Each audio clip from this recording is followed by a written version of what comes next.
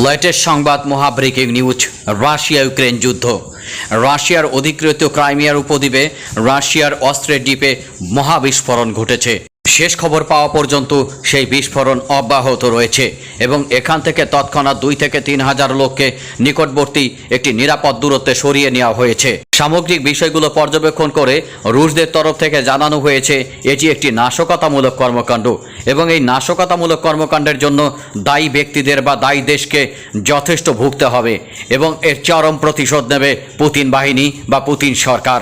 ইউক্রেনের তরফ থেকে যে ধরনের মন্তব্য বা আভাস দেওয়া হয়েছে এই হামলা তারাই চালিয়েছে বলে মনে করা হচ্ছে। বন্ধুরা, পূর্বেই বলেছিলাম ক্রাইমিয়া উপদ্বীপটি কমপক্ষে 200 কিলোমিটার দূরে অবস্থিত ইউক্রেনের যে সকল সামরিক বেজ রয়েছে বা ইউক্রেন থেকে। তাহলে 200 কিলোমিটার অধিক দূরত্বে যে সকল ক্ষেপণাস্ত্র হামলা বা দূরপাল্লার MLRS হামলা হচ্ছে এগুলো কি আসলেই ইউক্রেনের নিজস্ব অস্ত্র কিনা? বন্ধুরা, এক কথায় না। এই সকল অস্ত্রগুলো হয় ব্রিটেন অথবা আমেরিকা থেকে ইউক্রেনে প্রবেশ করেছে। তবে এই সকল অস্ত্র কখন কিভাবে ডেলিভারি দেওয়া হয়েছে সে ব্যাপারে আমেরিকা বা ব্রিটেনের তরফ থেকে কিছুই জানানো হয়নি। এর পূর্বে যে সকল প্রতিরক্ষা সামগ্রী ইউক্রেনকে দেওয়া হয়েছে তার প্রত্যেকটি স্টেটমেন্ট গণমাধ্যমে এসেছে। তবে এই ধরনের বা এই নতুন ধরনের কৌশলগত ক্ষেপণাস্ত্র বা অস্ত্রের ব্যাপারে আমেরিকা বা পশ্চিমা বিশ্বের থেকে কোনো তথ্যই প্রকাশ করা হয়নি। তার মানে বোঝা যাচ্ছে এটি এমন ধরনের দূরপাল্লার সিস্টেম যেটির মাধ্যমে ইউক্রেন হয়তো 300 কিলোমিটার প্লাস দূরত্বে আঘাত আনতে সক্ষম এবং সে আঘাতটি হবে বিধ্বংসী আঘাত এবং আপাতত সেটি রাশিয়া তার ক্ষেপণাস্ত্র প্রতিরক্ষা ব্যবস্থার মাধ্যমে প্রতিরোধ করতে সক্ষম হচ্ছে না। আর এই জন্যই এই ধরনের দুর্ঘটনার মুখে পড়তে হচ্ছে রাশিয়ান বাহিনীকে। তাহলে এই ধরনের হামলা কি সামগ্রিক যুদ্ধ পরিস্থিতিটি বদলে দিতে পারে? বন্ধুরা, এক্ষেত্রে রাশিয়ার করণীয় কি? এবং মিস্টার ভ্লাদিমির পুতিন যেহেতু এই ধরনের হামলার ক্ষেত্রে তার যে প্রতি হামলাগুলো হয় সেগুলো হয় চরম বিধ্বংসী এবং তার চেয়েও অধিক শক্তিশালী। বন্ধুরা, এই মুহূর্তে মিস্টার ভ্লাদিমির পুতিন কোন ধরনের প্রতিশোধ বা প্রতিরোধমূলক ব্যবস্থা নেয় সেটি হলো দেখার বিষয়। ইতিমধ্যে সম্পূর্ণ দনবাস রাশিয়া করায়ত্ত করেছে বলে ঘোষণা দিয়েছে রাশিয়ার প্রতিরক্ষা মুখপাত্র ইগর কোনাশেনকোভ। তার বক্তব্য মতে রাশিয়ার অধিকৃত ক্রাইমিয়া উপদ্বীপের সাকি বিমানবন্দরে হামলার মাধ্যমে যে ভুলটি শত্রু বাহিনী করেছিল তার সম্পূর্ণ জবাব দেওয়া হয়েছে দনবাসে তাদের যে সকল ঘাঁটি ছিল সেগুলোকে তছনছ করে এবং সম্পূর্ণ দনবাস রাশিয়ার করায়ত্ত করে। আর এই মুহূর্তে রাশিয়া তার লক্ষ্য আরও বিস্তৃত করবে এবং সেটি কত দূর পর্যন্ত বা ইউক্রেনের কত ভিতরে যাবে সে ব্যাপারে এখনও কোনো সিদ্ধান্ত কনক্লুশন টানছে না রাশিয়া পূর্বেই বলেছিল যদি এই ধরনের দূরপাল্লার কৌশলগত অস্ত্র ইউক্রেনের নিকটে হস্তান্তর করা হয় তাহলে তার ডাবল দূরত্বে ইউক্রেনকে ঠেলে পাঠানো হবে। একটা বিষয় এখানে লক্ষণীয়, এই সকল সমরাস্ত্র রাশিয়ান বাহিনীর অগ্রযাত্রাকে বাধা দিতে সক্ষম হচ্ছে না। হয়তো বিচ্ছিন্নভাবে রাশিয়ান বাহিনীর উপরে হামলার মাধ্যমে তারা এই সকল সাফল্য বিশ্বে প্রচার করতে পারছে, কিন্তু কাজের কাজ যেটি যে রাশিয়ান বাহিনীকে ইউক্রেনের যে সকল টেরিটরি রয়েছে নতুন টেরিটরি রক্ষা করার ক্ষেত্রে অত্যন্ত গুরুত্বপূর্ণ ভূমিকা পালন করবে বলে আশা করা হয়েছিল, কিন্তু রাশিয়ান বাহিনীকে এই সকল সমরাস্ত্র বাধা দেওয়ার ক্ষেত্রে গুরুত্বপূর্ণ ভূমিকা পালন করতে ব্যর্থ হয় তাদের মূল উদ্দেশ্যটি ব্যর্থ হচ্ছে। বন্ধুরা, রাশিয়ান বাহিনী এখন সম্পূর্ণ লোহানক্স এবং দনবাস যেহেতু নিজেদের আয়ত্তে করে নিয়েছে তাই তারা মারিউপোল থেকে শুরু করে ক্রাইমিয়া পর্যন্ত একটি রুট তৈরি করতে পেরেছে। এই স্থল সীমান্তের মাধ্যমে এমনভাবে তারা সামরিকভাবে বা সামরিক কৌশলগত অবস্থানে উঠে গেল যার মাধ্যমে বড় ধরনের একটি সমস্যায় পড়বে ইউক্রেন। বন্ধুরা, এর মাধ্যমে তারা সাকি বিমানবন্দর বলেন বা ক্রাইমিয়াই বলেন সেখানে তাদের সমরাস্ত্রের ডিপো নির্মাণ করেছে, কিন্তু দুর্ভাগ্যবশত এখানেও ইউক্রেনের ক্ষেপণাস্ত্র এসে আশ্রয় পড়েছে।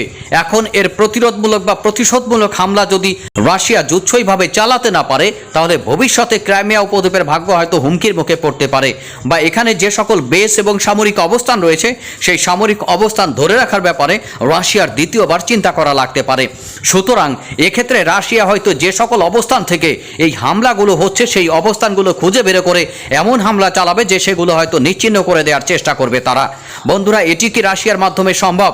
অবশ্যই সম্ভব, কারণ তাদের দূরপাল্লার মিসাইল থেকে শুরু করে অতি আধুনিক যুদ্ধবিমানগুলো বা হাইপারসনিক ক্ষেপণাস্ত্রগুলো খুব নিখুঁতভাবে এগুলোকে খুব ভালোভাবে ডিস্ট্রয় করতে সক্ষম। এখন দেখা যাক বর্তমান যে যুদ্ধটি হচ্ছে সেটি আসলে পূর্বেই রাশিয়ার তরফ থেকে জানানো হয়েছে যে ইউক্রেন এবং রাশিয়ার মধ্যে নয়। বন্ধুরা, এখানে প্রক্সি যুদ্ধ হিসেবে এবং প্রত্যক্ষ বা পরোক্ষ যেটি বলে না কেন সেইভাবেই জড়িয়ে পড়েছে আমেরিকা এবং তার মিত্ররা। আমেরিকা এখন যে ধরনের সমরাস্ত্র তাদের কাছে সরবরাহ করছে এটি আসলে স্ট্র্যাটেজিক্যাল উইপেন্স। আর স্ট্র্যাটেজিক্যাল উইপেন্স যখন অন্য একটি দেশের কাছে হস্তান্তর করা হয় তখন সেই দেশটি কিভাবে রেসপন্স করে সেটি আপনারা দেখতে পাচ্ছেন। বন্ধুরা, ক্রাইমিয়া উপদ্বীপে হামলার মাধ্যমে যুদ্ধটি আরও বিস্তৃত করলে ইউক্রেন, এই যুদ্ধ বিস্তৃত করার মাধ্যমে ইউক্রেন এটি বোঝাতে চাইছে যে ভবিষ্যতে তারা হয়তো রাশিয়ার মূল ভূখণ্ড হামলা চালাতে পারে। আর সেই ধরনের কিছু একটা ঘটলে বন্ধুরা, পারমাণবিক হামলার কথা ফেলে দেয়নি রাশিয়ার প্রতিরক্ষা বিষয়ক প্রধান দিমিত্রি মেদভেদ। তিনি বলেছেন যে যদি এই ধরনের কৌশলগত উইপেন্স লাগাতারভাবে ইউক্রেনের কাছে হস্তান্তর করা হয় আর সেগুলো কৌশলগত রাশিয়ার স্বার্থে আঘাত আনে তাহলে অবশ্যই তারা পারমাণবিক অস্ত্রের ব্যাপারটি বিবেচনায় রাখবে। ইতিমধ্যে ঝাপরজিয়া পারমাণবিক বিদ্যুৎ কেন্দ্রকে এই মুহূর্তে হয়তো রাশিয়া তুরুপের তাস হিসেবে ব্যবহার করবে ইউরোপের বিরুদ্ধে, কারণ ইউরোপ খুব ভালো করে জানে যে একটি পারমাণবিক বোমার চেয়ে এই ঝাপরজিয়া পারমাণবিক বিদ্যুৎ কেন্দ্রের তেজস্ক্রিয়তা তাদের জন্য কম কিছু নয়। সুতরাং এটিকে রক্ষা করার দায়িত্ব আন্তর্জাতিক মহলের, কিন্তু সেটি হচ্ছে না। বন্ধুরা, ইউক্রেন এবং রাশিয়া একে অপরকে দোষারোপ করছে এখানে ক্ষেপণাস্ত্র হামলা চালানোর ব্যাপারে। সর্বশেষ আরেকটি আপডেট হলো বন্ধুরা, রাশিয়ার Su-35H যুদ্ধ বিমান ইউক্রেনের MiG-29 একটি যুদ্ধ বিমানকে শুট ডাউন করেছে।